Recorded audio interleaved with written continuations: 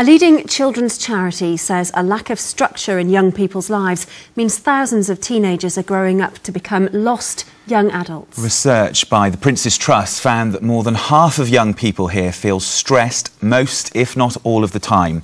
Our reporter Stuart Bonathan has been speaking to one person who says the stress got so bad he considered taking his own life. Kyle Thomas is one of the many hundreds of young people who have faced mental health problems at an early age. At 15, the loss of a close relative was the trigger for what led him to consider suicide.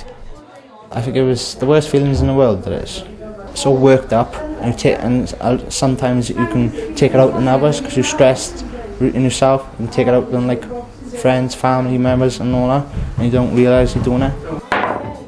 It just got to the point where I couldn't cope anymore and I was so stressed, and I ended up doing something stupid to myself. But today's report has found Carl is not alone. The survey by the Prince's Trust found that more than a quarter of young people feel depressed more often than not, and that more than half feel stressed most of the time. Problems the mental health charity Hafal see every day. The main ones are those added uncertainties which all of us face, particularly about the economic future of the world, something which does affect everybody, including young people, but about which we feel very disempowered. And you can imagine that young people would feel even more disempowered. Of course, yeah.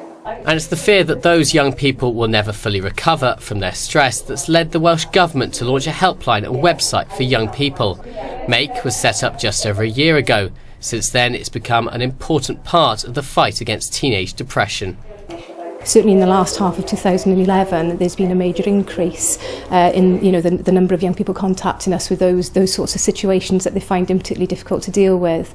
We've certainly noticed an increase in the number of young people coming through telling us about suicide, that they're feeling suicidal, that they're self-harming, or that they're dealing with quite extreme mental health problems. Kyle eventually found the support to deal with the stress in his life, but today's report shows that many thousands more are being left to deal with it alone. Stuart Bonathan, Wales Tonight, Swansea.